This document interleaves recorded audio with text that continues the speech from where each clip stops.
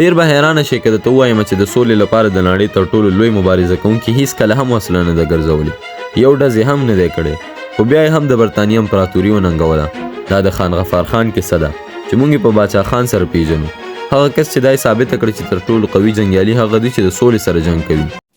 باچا خان په 1890 کال د عثمانزیو په یو کوچني کلي کې چې اوسنی پاکستان دی پیدا شوی و او د برطانیې تر واکمنۍ لاندې هند کې رالوی شو. هغه خپل پښتانه لیدل چې د جهالت، قبیلوي جنګونو او په ظلم کې راګیر وو، خو هغه د خپل مشرانو په شان د جنګ فکر نه درلود، بلکې هغه پوه چې تعلیم زموږ د ازادۍ لپاره کلي ده. په 20 کلنۍ کې باچا خان په خپل مصرف باندې یو مکتب جوړ کړ چې د برطانویانو دا کار خوښ نه شو، ځکه هغوی غوښتل چې پښتانه بې تعلیم او کمزوري وساتي. خو باچا خان غوښتل چې د برطانویانو استعماري واکمني له منځه یوسي، خو په تشدد سره نه بلکې په تعلیم سره. وروسته بیا په 1929 کال کې باچا خان د ګاندي په شان یو عدم تشدد تحریک هم رامنځته کړ چې د خدایي خدمتګار نوم یې ورکړ. دا د سولې یو لښکر و چې په زرګونه پښتانه چې سره کالي اچولي وو قسم یې وکړ چې د جنګ نه بغیر به د خلکو خدمت کوي.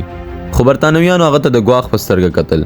هغه یې بندي کړ او د هغه ملاتړ کوونکي شکنجه کول او په 1930 کال په قصه خوانۍ بازار کې په یو پرامن احتجاج باندې حمله وکړله چې په سلګونه خلک یې پکې مړه کړل. خو د باچا خان تحریک بیا هم وسلې ته لاس نه کړ او دا په تاریخ کې لومړی ځل چې پښتنو په داسې حالت کې هم وسلې ته لاس نه کړو او نور هم قوي شول او خلکو ته یې دا وښودله چې عدم تشدد له هرې مرمۍ څخه قوي دی.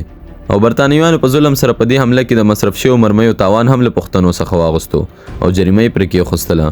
او باچا خان له 10 څخه ډیر کلونه په زندان کې تیر کړل، اول د برطانوي امپراتورۍ سره او بیا د پاکستان جوړېدو وروسته د پاکستان حکومت سره هم، ځکه د هغې سولې او انصاف تحریک ته په خطرناکه سترګه کتل کېدل. په 1940 کال کې چې کله هندوستان ازادي واغسته، باچا خان بیا هم د هند د ویش خلاف و او ویرېدو چې خلک به د تشدد او زیاتي سره مخ شي، ځکه هغه د برطانویانو څخه یوازې ازادي نه غوښتله بلکې یو متحد، تعلیم یافته او پرسکونه ټولنه یې غوښتله چېرته چې مسلمانان، هندوان او سیکان ټول په همغږۍ سره ژوند وکړي. سره له دومره قربانیانو د باچا خان خدمتونه بیا هم د تاریخ په کتابونو کې له پامه غورځول کیږي او څوک ورته خاصه توجه نه کوي، خو د هغې د عدم تشدد مبارزې نسلونه وهڅول او په 1983 کال کې د هغه د مرګ وروسته د ظلم په وړاندې د مقاومت یو سمبول په توګه پیژندل کېدو